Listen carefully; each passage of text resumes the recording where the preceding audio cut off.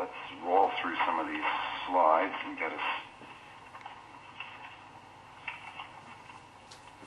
Do I have a ticker to move this forward? Okay. All right, Vanessa, can we move up to page 13, please? Great. Well, ladies and gentlemen, and I'm, by the way, going to partly read and partly speak. I virtually never use written notes. I try and work from bullet points, but Alan Gregg, who does this for profession, told me last night every great speaker, starting with Abraham Lincoln, writes their speeches. Of course, I don't put myself in the same league, so it's a futile effort. But in dealing with the seriousness of the issues we're facing, I spent some time thinking about my remarks and put some notes down. So if you excuse my normal informality being replaced by a little more formality, it's because, contrary to what I normally do, I actually really did listen to Alan about speaking today. So everyone in this room and everyone listening on the web knows this is a tough time for ZENN and eStore. It has been a difficult year and overall a disappointing one for your directors, management, and of course for you as shareholders. We are all frustrated and some of you are angry. We know that. But I would ask that you give me your attention as I try to review what has happened, where we are, and what we see as the path forward. 3 years ago, when I was persuaded to join the board of ZENN, I somewhat reluctantly agreed to do so on the request of Ian Clifford and certain other shareholders. Reluctantly because I think I understood the challenges of young technology companies. There was a feeling at the time that ZENN was headed in the wrong direction and needed to refocus. Of course, I never expected that when I agreed to step into the interim CEO role for 3 months that I'd still be there almost 3 years later in the role. It's redefined interim for me. With the strong support of shareholders, the new board worked hard to focus ZENN on eStore and to wind down its other businesses which were eating up our scarce financial resources. You've all seen how we've been successful in bringing down the cash burn and running ZENN on a very lean basis. The past year we completed the wind down of the service team. This has put a big load on the few employees of ZENN and on the board, all of whom, however, have stepped up to do more than their fair share of work. We have a very small team with 2 full-time employees at ZENN and 2 part-time and a very small team at eStore. When I first took on the role, I was very clear that in addition to the technology itself, ZENN faced serious challenges because the structure was just wrong. We had no control or even access to eStore and had no ability to provide regular technological updates to our shareholders. Basically, we could not control our core business or even talk about it given the restrictive NDAs we inherited. In addition, our technology agreement itself was not adequate. Our first step in fixing the problem was to enter into a new technology agreement that was much broader and fix some of the structural issues in the original TA. While this helped, it still left us as takers of information with sporadic access to eStore. As all of ZENN's success depended on success at eStore, we couldn't simply walk away from eStore. We managed to find a balance, a partnership, but it was neither easy nor perfect. We knew that eventually we had to get control of eStore if we were to be able to run ZENN like a proper public company and provide shareholders with the transparency they deserve and eStore with the financial and human resources it needed. Early last year, we were able to open up a dialogue with the eStore Series A shareholders.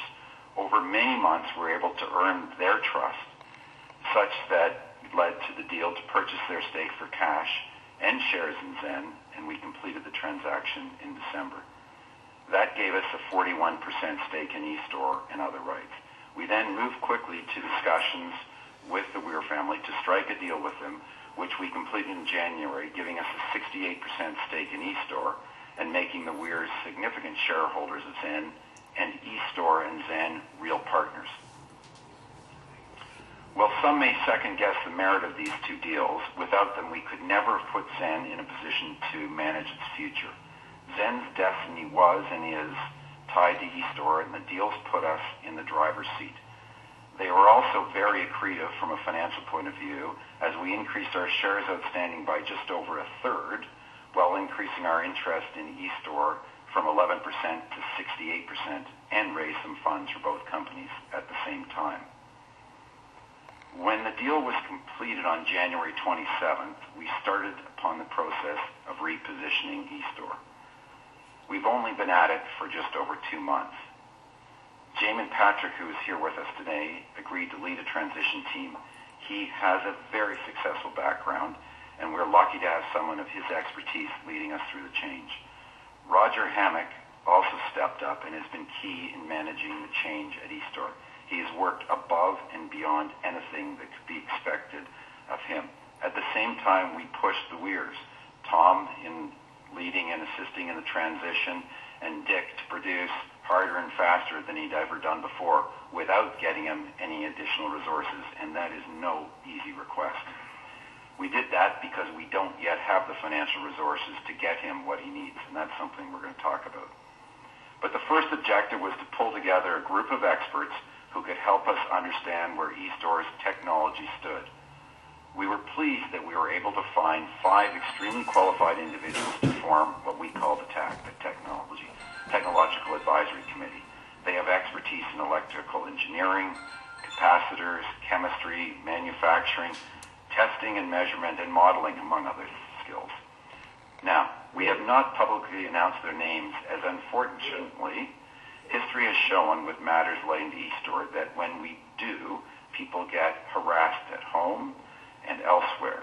We don't want to lose our valuable TAC members, and they have made it clear they may reassess their willingness to serve on the TAC if they become the target of unwanted calls, emails, etc. We are respecting that wish. It's a delicate balance, but we can't afford to lose them. The initial work of the TAC was to look at the basic testing methodology used by eStore and to develop simple tests that could be used to screen ESU layers to determine if they have commercial potential. Testing of the layers had proven more challenging than we expected. The process of developing tests is an ongoing effort by the TAC, but for the first level screening, the TAC was comfortable looking at results using eStore's HP LCR, Hewlett-Packard LCR. It allows the TAC to very quickly see if layers have high enough capacitance and resistivity to be of interest. We don't have to worry about energy in or energy out until we see layers that have the right fundamental characteristics. The TAC focused on assessing new layers and has spent virtually no time looking at older layers that have been previously tested. The TAC has also tried to develop a test to look at eStore's CMBT, its powder.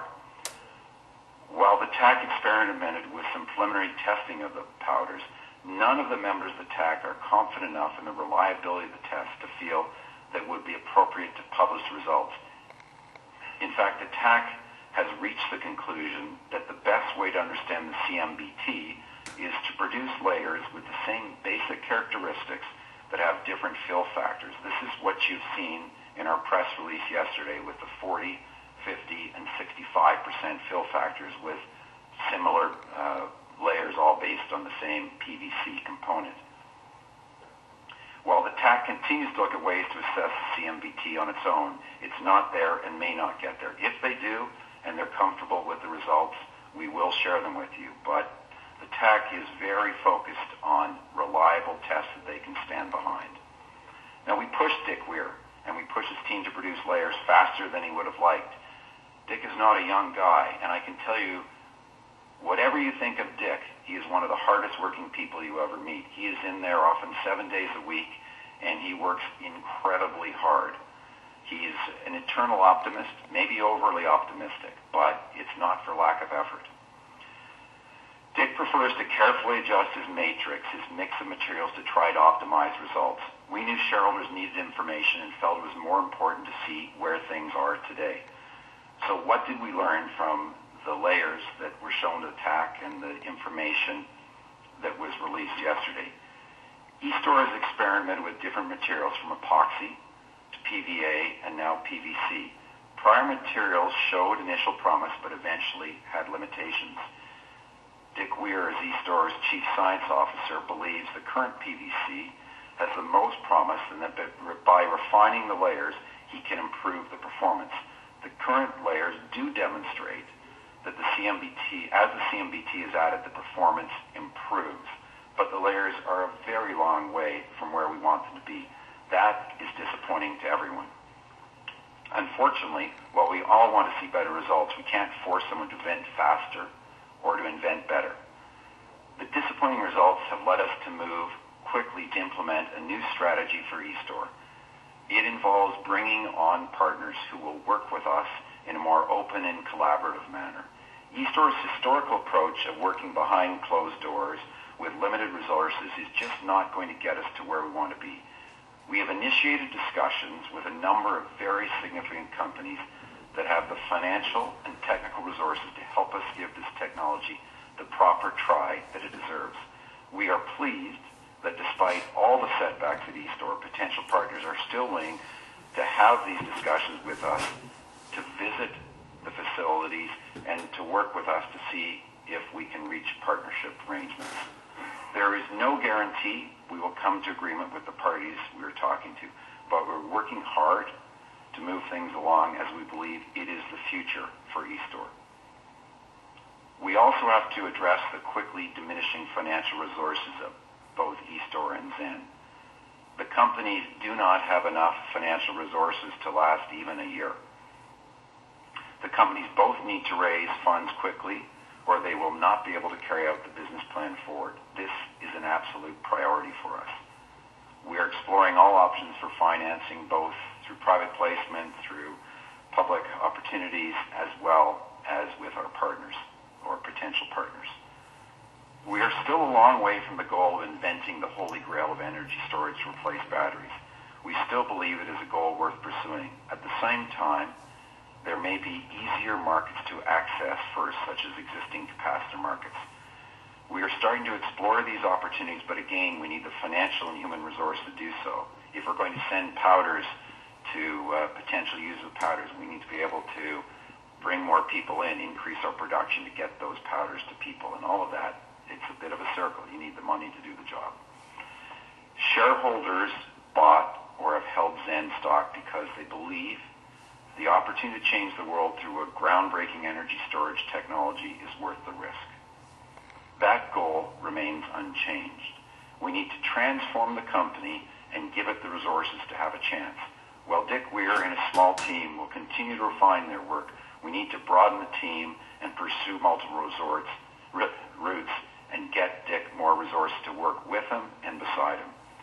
We believe that our plan for collaboration and partners has the potential to make ZENN and eStore the focus of leading-edge energy storage innovation. Investors have always known investment in ZENN has risks. More companies fail in trying to develop world-changing technologies than succeed. Investors understand that, but we hope that with control of eStore now firmly in ZENN's hands and a sensible plan going forward, shareholders will see it as a risk still worth taking. In closing, I want to thank our small team and our directors for their hard work and perseverance. I want to thank the Weir family for their cooperation and hard work in bringing the integration together. And while you may not be happy with where things stand, this team at ZENN has always worked with the number one priority of doing the right thing for its shareholders. The whole team is committed to honest and forthright communication, even when the news is not good. Finally, I want to thank you, our shareholders, for your continued support. We don't take that support for granted, and we know it has been a bumpy ride and not easy.